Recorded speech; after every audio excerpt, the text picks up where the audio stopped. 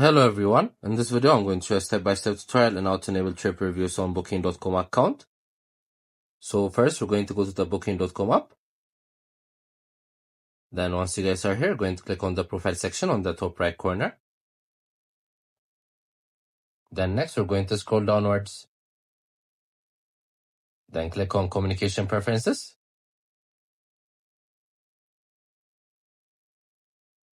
Then next we're going to click on push notifications.